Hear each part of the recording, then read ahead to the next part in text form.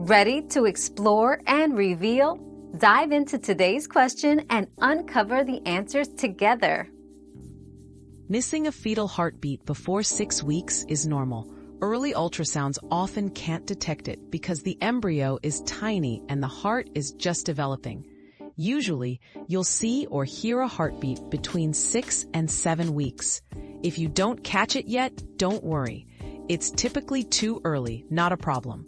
Always stay in touch with your healthcare provider for proper checkups.